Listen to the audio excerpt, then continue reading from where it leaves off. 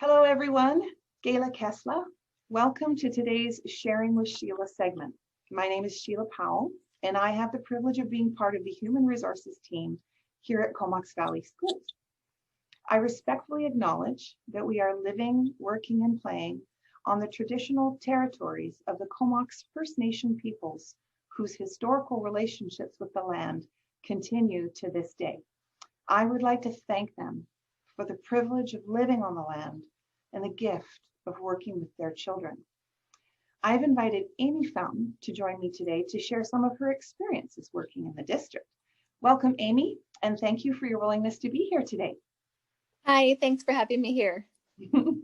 My pleasure. Perhaps you could start by sharing with all of us how long you've worked with Comox Valley Schools and in what capacity. I've worked with Comox Valley Schools since 2016, and I've worked in the life skills program at Isfeld and also at Quinish Elementary. Wonderful. So you're at Quinish now? I'm at Isfeld right now as an EA there. Now at Isfeld, and prior to that at Quinish? Yeah. Got it. So what would be the highlight of your day? What's something you love about your job? I think one thing I love the most is seeing students smile and seeing their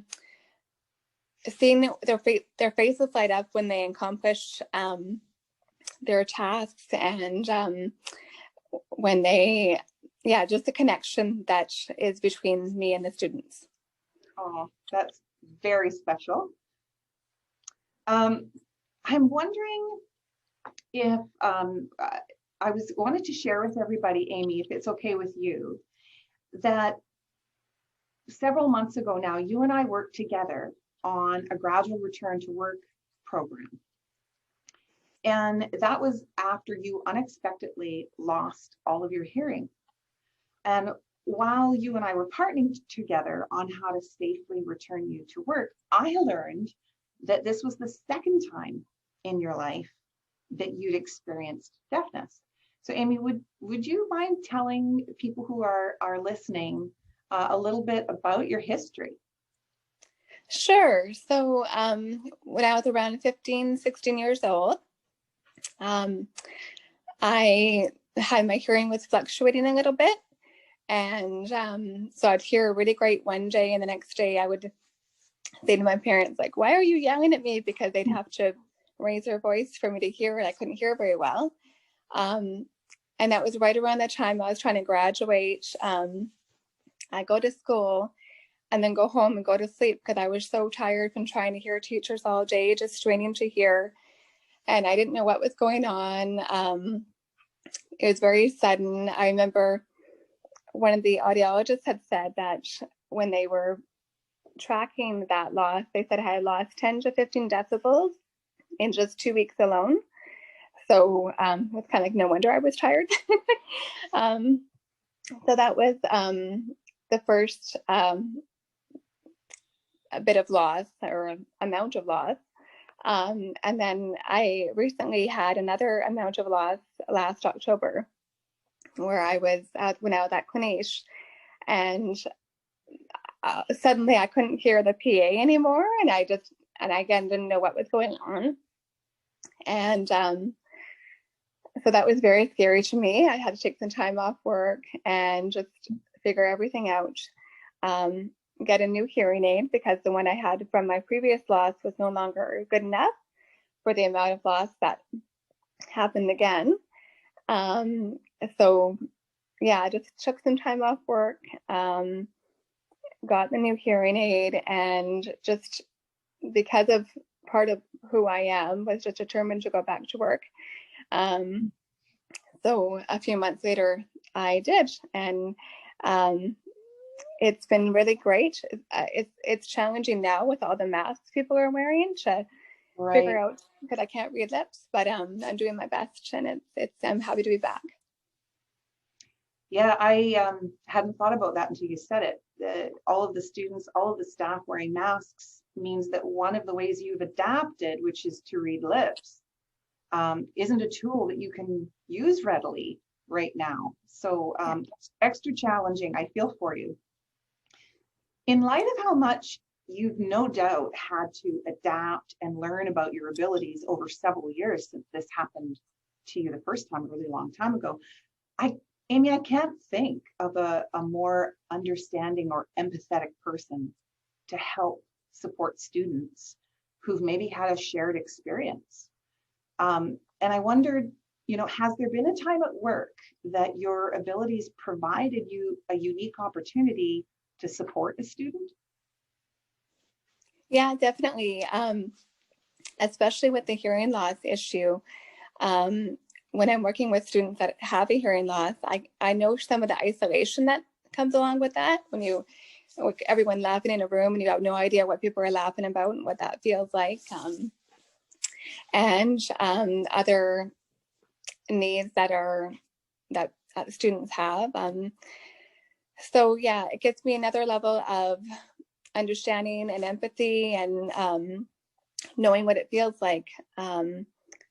Just wanting to jump in and help them however I can. And that also helps the connection and, just having a cheerleader there to help them. Yeah.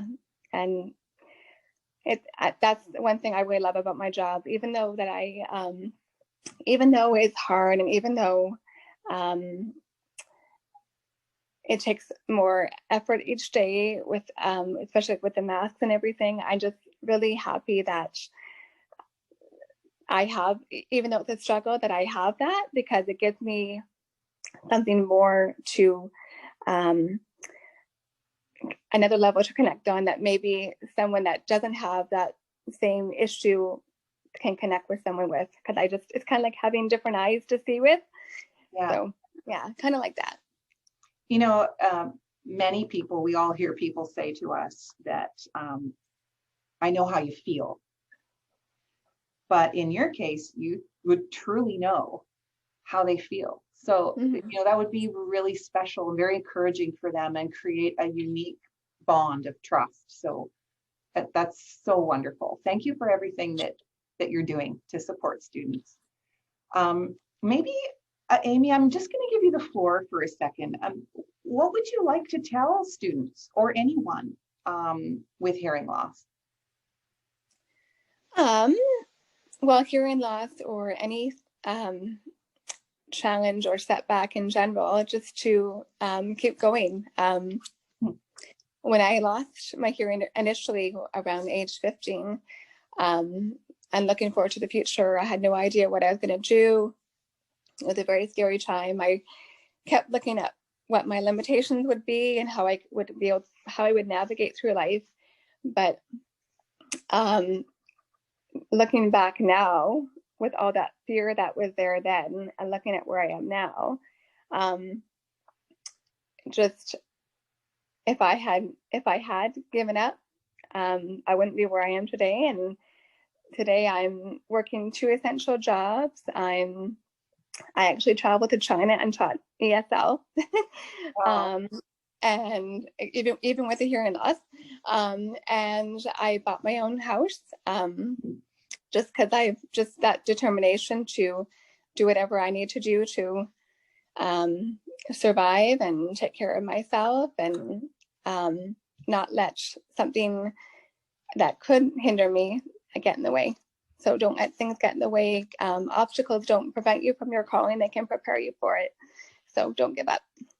That's resilience for you. Yeah. Thank you, Amy. It's very clear now that you've shared that your passion for supporting others has risen above the challenges that life has presented you. It does speak to your resilience, and that through everything you've gone through, your message is one of hope and empowerment. You want people to know that they can do anything that they want to do with their lives, and to not let anything get in the way of their hopes and their dreams. So thank you for taking time to be here today, and for being willing to share your personal story. We appreciate you. So thanks again, and thanks everyone for joining us.